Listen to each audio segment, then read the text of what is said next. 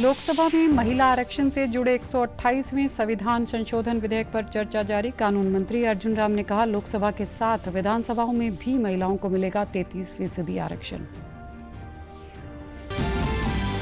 नारी वंदन शक्ति विधेयक को लोकसभा में पेश होने पर प्रदेश की महिलाओं ने पीएम का आभार जताते हुए इसे एक ऐतिहासिक कदम बताया। कल सदन की कार्रवाई देखने नए संसद भवन जाएंगी प्रदेश की भाजपा महिला मोर्चा के सदस्य।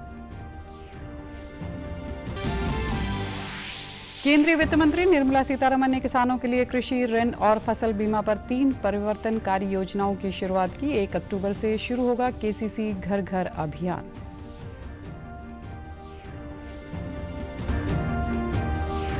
और मुख्यमंत्री मनोहर लाल ने फरीदाबाद मेट्रोपॉलिटन डेवलपमेंट अथॉरिटी की बैठक में विकास कार्यों के लिए 878 करोड़ रुपए के बजट को दी मंजूरी।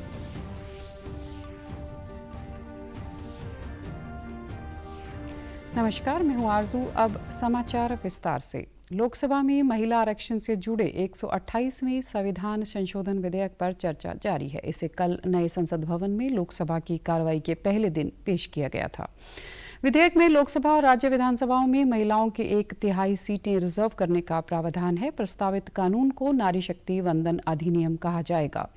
विधेयक पर चर्चा के दौरान केंद्रीय कानून मंत्री अर्जुन राम मेघवाल ने कहा कि इस बिल में दिल्ली विधानसभा में महिलाओं के लिए 33% आरक्षण होगा। 239 उसमें हम एक 239AA जोड़ रहे हैं, जिससे नेशनल कैपिटल दिल्ली की असेंबली में महिलाओं के लिए 33% सीट का रिजर्वेशन सुनिश्चित होगा, जिसमें 330 आर्टिकल जो संविधान का है उसमें 33A एक हम सेक्शन जोड़ रहे हैं, आर्टिकल जोड़ रहे हैं, जिसके अनुसार महिलाओं के लिए लोकसभा में 33% आरक्षण होगा। लोकसभा में ये बहुत बड़ा कदम है अध्यक्ष जी। और तीसरा संशोधन बिल के क्लॉज 4 के अनुसार संविधान के आर्टिकल 332 के बाद एक नया आर्टिकल 33A जोड़ा जा रहा है, जिसके अनुसार महिलाओं के लिए स्टेट लेजिस्लेटिव असेंबली में 33% सीटों का प्रावधान हम करने जा रहे हैं। और जो चौथा एक क्लॉज है 5, उसके अनुसार संविधान का आर्टिकल 334 के बाद एक नया आर्टिकल 33A जोड़ा जा रहा है, जिसके अनुसार महिलाओं के लिए ये आरक्षण जो आज ये सदन चर्चा के लिए ले रहा है, ये आरक्षण 15 सालों के लिए प्रभावी रहेगा। 15 सालों के बाद अगर इसको बढ़ाना है तो ये संसद ही तय करेगी, ये संसद को अधिकार रहेगा। इससे पहले आज बहस की शुरुआत करते हुए कांग्रेस नेता सोनिया गांधी ने कहा कि उनकी पार्टी विधेयक का समर्थन करती है। उन्होंने कहा कि भारतीय नारी का धैर्य समुद्र के समान है। उन्होंने मांग की कि अनुसूचित जाति, अनुसूचित जनजाति और अन्य पिछड़े वर्गों के उपकोटे के साथ महिला आरक्षण विधेयक तत्काल प्रभाव से लागू किया जाए। राष्ट्रीय कांग्रेस की तरफ मैं नारी शक्ति वंदन अधिनियम 2023 के समर्थन में करी हुई हूँ। अध्यक्ष महोदय, कांग्रेस पार्टी इस बिल का समर्थन करती है। हमें इस बिल के पास होने से खुशी है। उधर राज्यसभा में चंद्रयान 3 की सफलता और अंतरिक्ष क्षेत्र में भारतीय वैज्ञानिकों के बढ़ते हुए कदम पर चर्चा से पहले राज्यसभा के सभापति ने कहा कि यह भारत के लिए गौरवशाली पल है। भारत के वैज्ञानिकों ने पूरी दुनिया के सामने भारत की क्षमता को स्थापित किया है। The glorious accomplishments of our space scientists. From the inception of our space program, we have consistently pushed the boundaries of space exploration and our achievements in this domain. These have catapulted the nation onto the global center stage. From Chandrayaan missions to the Moon, Mars, Orbital mission, Mangalyaan, and Aditya L1 solar exploration, India has shown to the world that sky is not the limit. It is just the beginning. Lok Sabha में महिला आरक्षण विधेयक पर चर्चा के दौरान केंद्रीय महिला व बाल विकास मंत्री स्मृति ईरानी ने कहा कि महिलाओं को आरक्षण देने वाली पार्टी भारतीय जनता पार्टी है। कुछ लोग इसे अपना बिल बता रहे हैं। केंद्रीय मंत्री ने कहा कि सरकार द्वारा लाया गया बिल लागू होने के 15 साल के भीतर महिलाओं को आरक्षण की गारंटी देता है। आज की सरकार जब ये अधिनियम लागू होगा तब के बाद 15 वर्षों तक महिलाओं को रिजर्वेशन गारंटी करती है, मोदी की गारंटी है। लेकिन अगर कांग्रेस पार्टी का प्रस्ताव आप पढ़ें तो उनका प्रस्ताव ये था 2B और 3B में कि no seat shall be reserved for women in SC/STs in the third general election, no seat shall be reserved for women in the third general election. Congress का प्रस्ताव था कि 10 साल औरतें मेहनत करें, लेकिन 15वें साल में आपका अधिकार आपसे छीना जाएगा। आज मैं अभिनंदन करती हूं प्रधानमंत्री जी का, हमारे न्याय मंत्री का, जिन्होंने कांग्रेस की इस अभिलाषा को निराश। पिछले 2 दशकों से ज्यादा समय में महिला आरक्षण विधेयक कई बार संसद के पटल तक पहुंचा, मगर कानून बनने तक के सफर को तय नहीं कर सका। महिला आरक्षण विधेयक गठबंधन सरकारों के घटक दलों की संकुचित सोच का शिकार होता रहा। बिल के लोकसभा में पारित होने की संभावना है क्योंकि सदन में सरकार के पास बहुमत है और कई विपक्षी दलों ने भी विधेयक का समर्थन किया है। यह इस बात की उम्मीद जगाता है कि महिला आरक्षण विधेयक के सामने पुरानी चुनौतियां और परिस्थितियां नहीं हैं। केंद्रीय मंत्री अनुराग सिंह ठाकुर ने नई संसद भवन में आमंत्रित महिलाओं को मिठाई बांटकर खुशी का इजहार किया। भाजपा सहित कई राजनीतिक दलों ने लोकसभा में महिला आरक्षण की इस नई पहल को युगांतकारी करार दिया। लोकसभा में मंगलवार को देश में महिला सशक्तिकरण की नई इबारत लिखने की पहल से जहां देशवासियों में जश्न का माहौल है, तो कई राजनीतिक दल इसमें राजनीति तलाशने में जुट गए। केंद्रीय मंत्री अनुराग ठाकुर ने नई संसद भवन में आमंत्रित महिलाओं को मिठाई बांटकर खुशी का इजहार किया। भाजपा सहित कई राजनीतिक दलों ने लोकसभा में महिला आरक्षण की इस नई पहल को युगांतकारी करार दिया। उनका मानना है कि यह विधेयक हमारी महिला शक्ति, हमारे राष्ट्र की नेतृत्व शक्ति बने, उसको परिभाषित करेगा। राष्ट्र की महिला शक्ति को नमन करते हुए प्रधानमंत्री जी नारी शक्ति वंदन बिल आज लेकर आए हैं। सर्वप्रथम वर्षों से महिलाओं के राजनीतिक संघर्ष को समाधान तक पहुंचाने के लिए संकल्प का स्वरूप स्वयं प्रधानमंत्री बने हैं। मैं उनका आभार व्यक्त करती हूं। महिलाएं देश की आधी आबादी हैं। महिलाओं को आगे बढ़ाए बिना लोकतंत्र मजबूत नहीं हो सकता। इसलिए नई संसद भवन के पहले दिन जो हमारा विधेयक इंट्रोड्यूस हुआ है वो महिलाओं की मजबूती के लिए, लोकतंत्र की मजबूती के लिए महिला आरक्षण विधेयक हम लेके आए हैं। जब तक सत्ता में भागीदारी नहीं होगी, महिला नेतृत्व विकास, इसी दिशा में आगे बढ़ते हुए आरक्षण लाया गया है और मुझे पूर्ण विश्वास है जो आज तक कोई नहीं कर पाया, जो कल तक केवल लाते तो थे बिल, पास नहीं कराते थे, मोदी जी लाए भी हैं, पास कराएंगे भी। ये देश के एक बहुत बदलाव का ऐतिहासिक क्षण है, तो हम सभी बहुत ही खुश हैं। नारी शक्ति का अभिनंदन, देश की दुर्गा, सरस्वती, लक्ष्मी की परंपरा का अभिनंदन और देश के भविष्य और उज्जवल हो, ये हमारी कामना है। मुझे खुशी है कि आज एक सशक्त रूप में नारी शक्ति वंदना के रूप में इस बिल को प्रस्तुत किया गया है। जरूर इस पे चर्चा हो, पक्ष विपक्ष अपनी तरफ से तमाम बातों को रखे, पर अंतोगत्वा उम्मीद करता हूं कि सर्वसहमति से ये बिल पारित हो ताकि महिलाओं को उनका अधिकार मिले। भारत के नए संसद भवन में प्रवेश के साथ ही संसद के विशेष सत्र के दूसरे दिन महिला आरक्षण विधेयक पेश किया गया, जिसमें लोकसभा व विधानसभा में महिलाओं को 33% आरक्षण का प्रावधान है। इससे राजनीति में महत्वपूर्ण बदलाव आएगा तथा सक्रिय राजनीति में महिलाओं की भागीदारी बढ़ेगी। इसको लेकर भिवानी की महिलाओं की खुशी जताते हुए इस विधेयक को महिलाओं के लिए समानता व सशक्तिकरण का प्रतीक बताया। राजीव गांधी महिला महाविद्यालय की assistant professor Anita Sharma, doctor Sunita व डॉक्टर रेखा शर्मा ने बताया कि महिला आरक्षण विधेयक लागू होने के बाद महिलाओं को राजनीति के क्षेत्र में पुरुषों के समान दर्जा मिलेगा तथा वे सक्रिय राजनीति में भाग ले सकेंगी। देश की आबादी का 50% महिलाएं हैं। ऐसे में महिलाओं की विधायिका में बड़ी उपस्थिति होने से देश की राजनीति नई दिशा लेगी। नए संसद भवन के साथ कि जिसमें सरकार ये कह रही है कि हम महिलाओं को 33% आरक्षण देंगे और 33% आरक्षण का मतलब ये है कि हम गवर्नमेंट में महिलाओं को अपना रिप्रेजेंटेटिव बना रहे हैं और महिलाएं जितनी आगे होंगी उतना अच्छा भी होगा, क्योंकि ये उन मुद्दों को उठाएंगी जो मुद्दे अब तक उठ नहीं पाए। बहुत ही अति उत्तम कार्य किया जा रहा है महिलाओं की सशक्तिकरण के लिए, महिलाओं के विकास, उनकी उन्नति के लिए।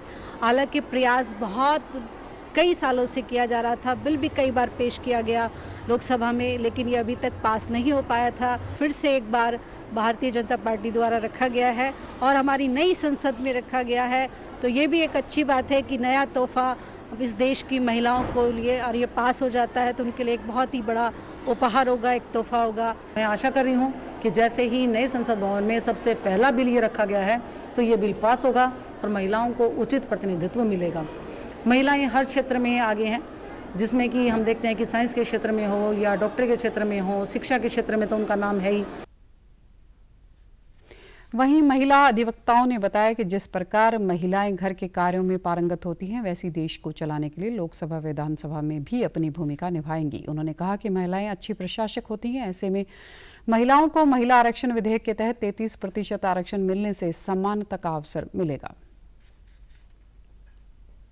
एम्पावरमेंट का हमारा जो स्लोगन है वो इस चीज़ को पूरा करेगा कि आप वुमेन बिल जो लेके आ रहे हो आरक्षण का, उसमें भागीदारी बढ़ेगी। लोकसभा में 181 सीटें लेडीज़ के लिए आरक्षित होंगी, उसमें से भी जो 25% वो SC/ST के लिए है। और आज हमारे देश में जो हमारे राष्ट्रपति है, जो सर्वोच्च पद है, वो भी एक महिला जो SC/ST उससे हैं, श्रीमती द्रौपदी मुर्मू जी। मैं ये कहूँगी कि ये बिल पेश करने के साथ इसको पास भी किया जाना चाहिए, और जहाँ पर हर जगह महिलाएं काम करती हैं तो उसको देखते हुए हम ये चाहते हैं कि महिलाओं को और आगे बढ़ने का मौका मिले। नारी शक्ति वंदन विधेयक को कैबिनेट की मंजूरी मिलने और लोकसभा में पेश होने से करनाल की भी महिलाएं उत्साहित हैं। उन्होंने इस विधेयक को महिलाओं के राजनीतिक सशक्तिकरण की दिशा में ऐतिहासिक कदम बताया। करनाल की पहली महिला मेयर रेणु बाला गुप्ता ने लोकसभा में महिला आरक्षण विधेयक पेश करने के लिए प्रधानमंत्री नरेंद्र मोदी का आभार जताया है। उन्होंने कहा कि कल प्रदेश भर से भाजपा महिला मोर्चा से जुड़ी महिलाएं नई संसद भवन में महिला विधेयक की कार्रवाई देखने जा रही हैं। यह हमारे लिए गौरव का क्षण होगा।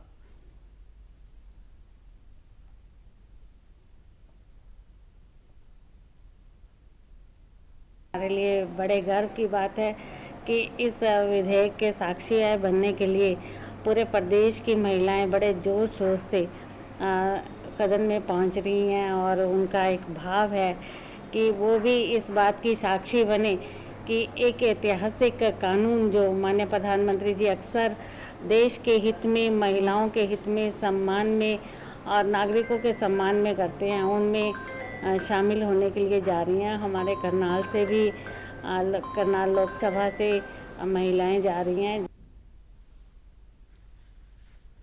पार्षद मेघा भंडारी, एसोसिएट प्रोफेसर सुनीता चोपड़ा और अनीता सिंह ने कहा कि प्रधानमंत्री मोदी ने हमेशा से नारी शक्ति का सम्मान किया है। अब 33% आरक्षण मिलने के फैसले से देश की राजनीति की पूरी तस्वीर बदलने वाली है। यह ऐतिहासिक फैसला है, सभी दलों को एक मत से इसका समर्थन करना चाहिए। मैं पूरी जो महिला वर्ग है उनकी तरफ से तहे दिल से उनका धन्यवाद करना चाहूँगी, और इसी उपलक्ष्य पर हमारे करनाल जिले की जितनी भी लेडीज़ हैं जो प्रदेश में हैं, पार्षद हैं, पॉलिटिकली जितनी भी लेडीज़ हैं, उनको कल हमें सांसद भवन में बुलाया गया है।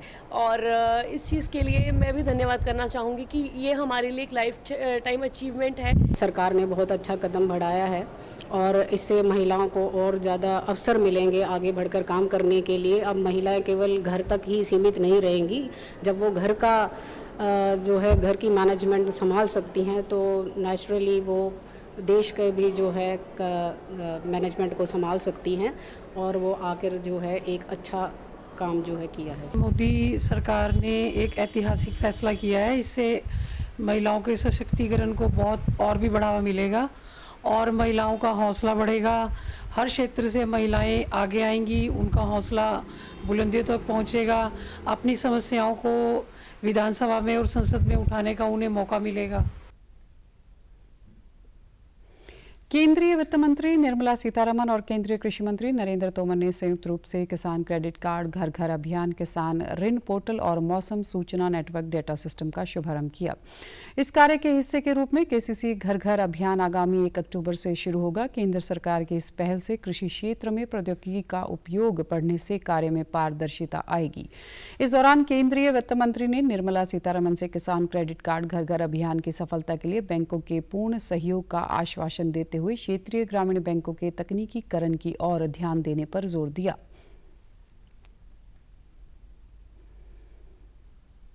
But I was more concerned about the regional rural banks, which are partly owned by the states, partly owned by sponsor banks, and their digitization, computerization.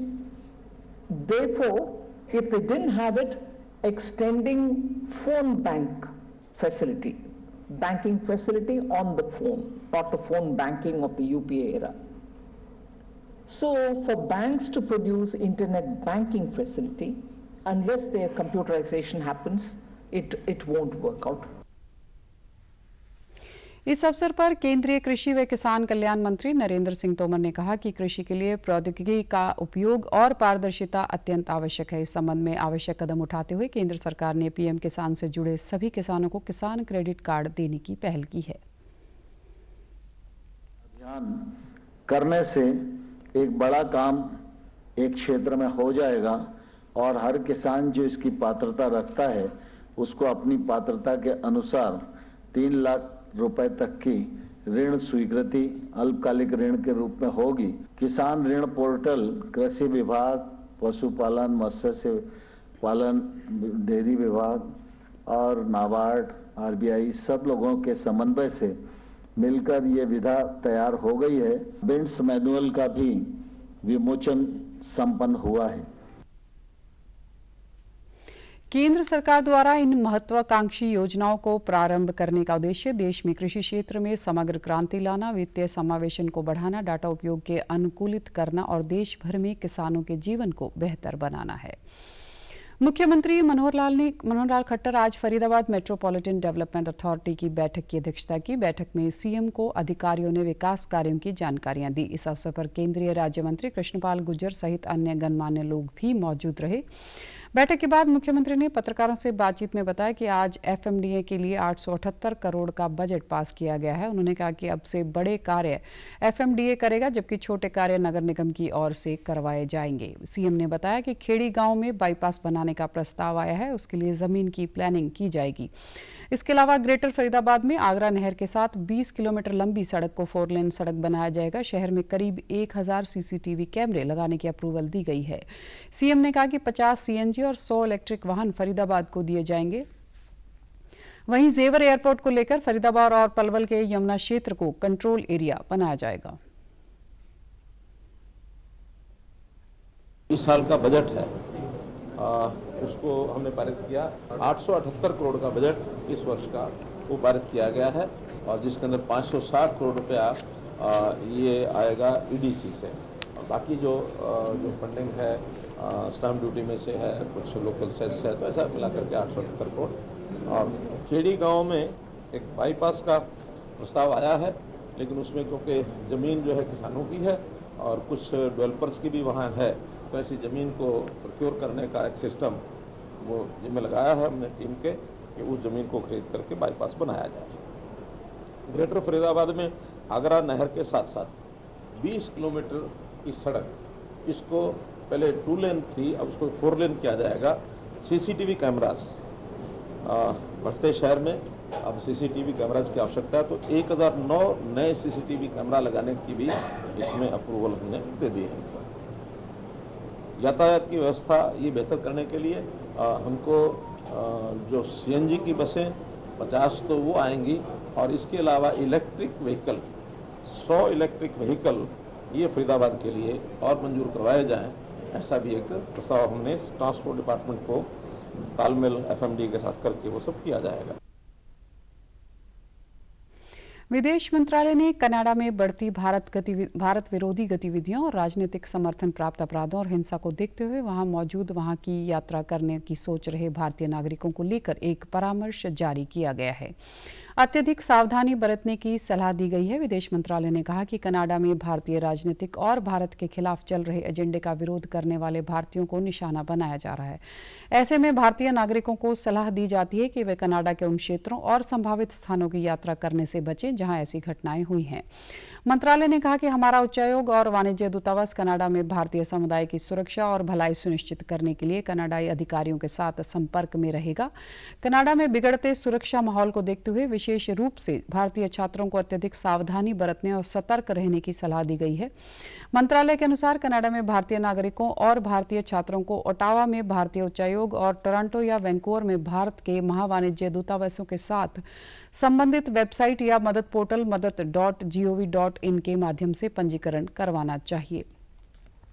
खिलाड़ियों की आर्थिक मदद के लिए केंद्र सरकार द्वारा पंडित दीनदयाल उपाध्याय राष्ट्रीय कल्याण योजना चलाई जा रही है। ये योजना गरीब परिस्थितियों में रहने वाले उत्कृष्ट खिलाड़ियों, कोचों और उनके परिवार के सदस्यों को स्थिति में सुधार, चिकित्सा उपचार और खरीद जैसे विभिन्न उद्देश्यों के लिए वित्तीय सहायता प्रदान करती है। इस स्कीम के तहत कल केंद्रीय खेल मंत्री अनुराग सिंह ठाकुर ने 4 खिलाड़ियों को सहायता राशि प्रदान की। खेल मंत्री ने विकास नरवाल, अनिल कुमार, संजना सुनील दोष और दिनेश राजशेखरन को सहायता राशि दी। इसकी स्थापना की गई थी खिलाड़ियों को जो अच्छा तो खेलते हैं लेकिन गरीब परिवार, जरूरतमंद परिवारों से आते हैं और अपनी खेल को जारी रखना चाहते हैं। उनको मदद के रूप में सरकार इक्विपमेंट खरीदने के लिए या ट्रेनिंग के लिए कैसे मदद करे, उस दृष्टि से शुरू की गई थी। अब तक 270 खिलाड़ियों को लगभग 8 करोड़ 15 लाख रुपए से ज़्यादा की सहायता की जा चुकी है।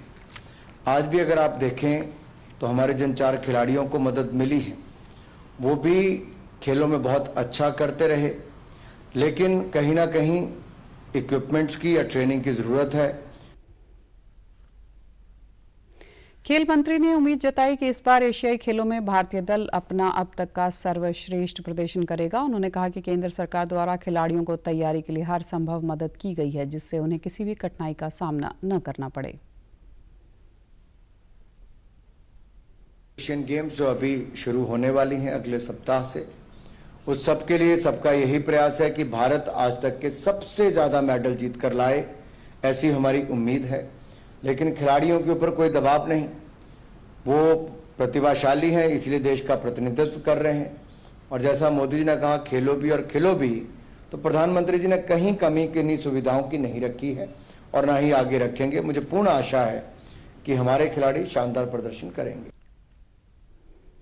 राष्ट्रीय परीक्षा एजेंसी ने अगले शैक्षणिक वर्ष के लिए JEE, CEUT, NEET के लिए परीक्षा कार्यक्रम जारी किया है। अकादमिक वर्ष 2024-25 के लिए स्नातकोत्तर कार्यक्रमों के लिए संयुक्त विश्वविद्यालय प्रवेश परीक्षा CUET के अगले साल 11 मार्च से 28 मार्च के बीच आयोजित की जाएगी। विश्वविद्यालय अनुदान आयोग के अध्यक्ष M जगदीश कुमार ने बताया कि स्नातक कार्यक्रमों के लिए CUET परीक्षा अगले वर्ष 15 मई से 31 मई तक आयोजित की जाएगी। उन्होंने कहा कि राष्ट्रीय परीक्षा एजेंसी इसका आयोजन करेगी। परीक्षा के 3 सप्ताह के भीतर परिणामों की घोषणा कर दी जाएगी।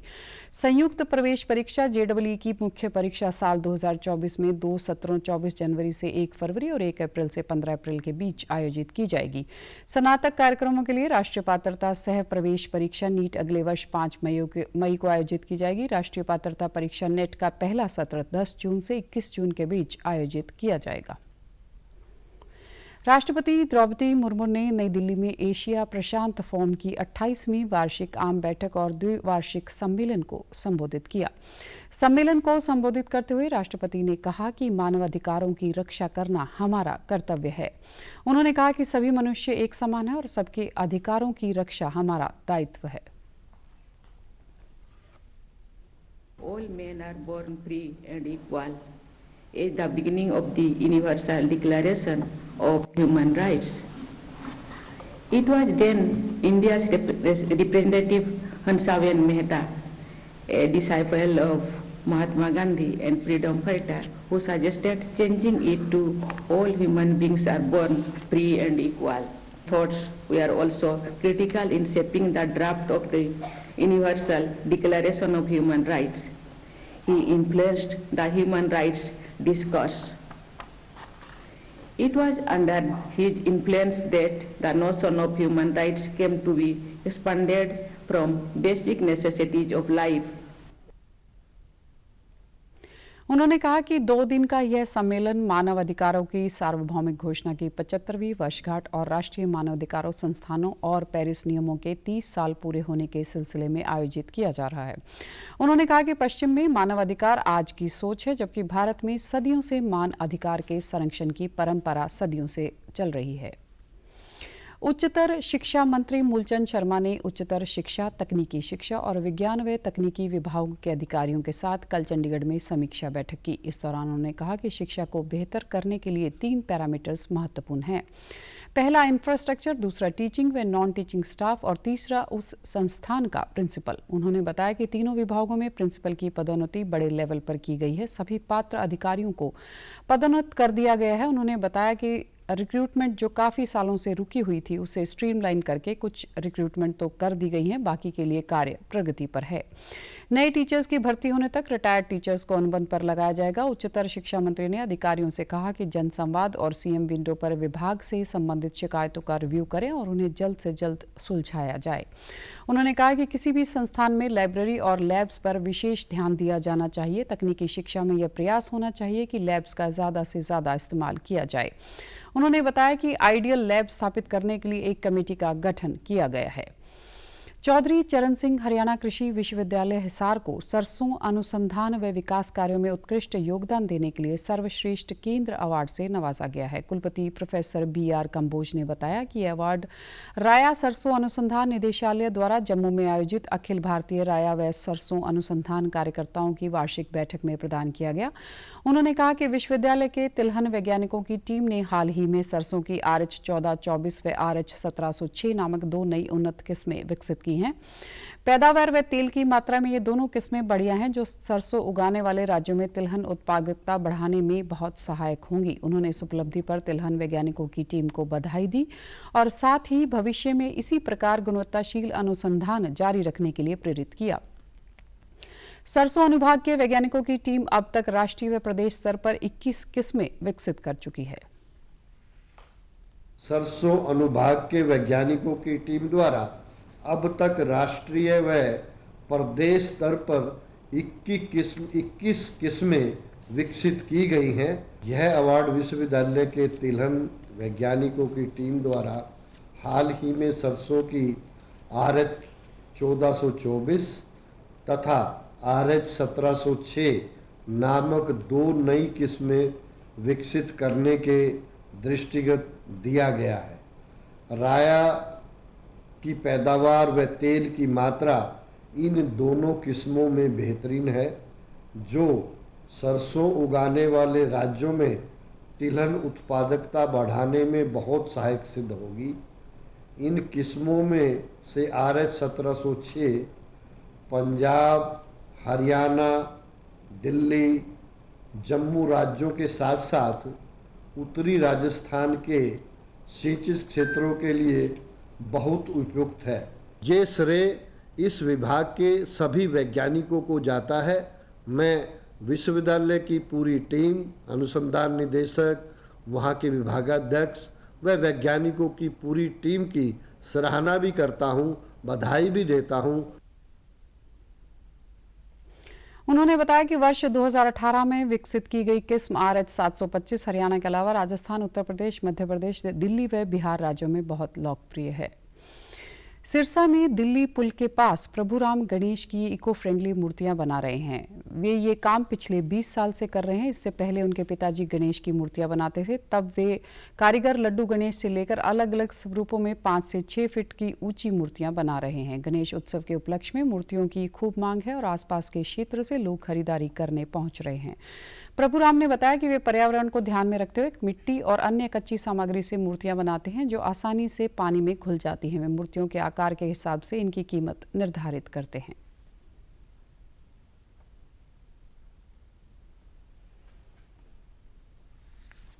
20 साल से मतलब ये बनाते हैं मूर्तियाँ। किस किस साइज की मूर्तियाँ बना रही हैं? मतलब 20 फुट की, 10 फुट की, 15 फुट की, सब साइज की मिलती है। हिसार में भी जाती है हमारी मूर्तियाँ, सिरसा में जाती है, ये फतेहाबाद में जाती है, सब में छोटे छोटे गाँव में जाती है, शहर में भी जाती है। इधर तो 10-15 आदमी, 10-15 आदमी, अभी आदमी बाहर है, उधर की दुकान है ना, 2-3 दुकानें अभी साइज वो 5000 में भी बिक जाती है, कोई 4000 में बिक जाती है, कोई 3000 में बिक जाती है, कोई 2500 में बिक जाती है, 300 में बिक जाती है, सब अलग अलग है। 350 की भी होती है, सब अलग तरह। अभी वो क्या है कि हमारे इधर पिताजी काम करते थे पहले, इसलिए हम भी इधर काम सीख लिया ना। इसलिए समाचारों में आज इतना ही। नमस्कार।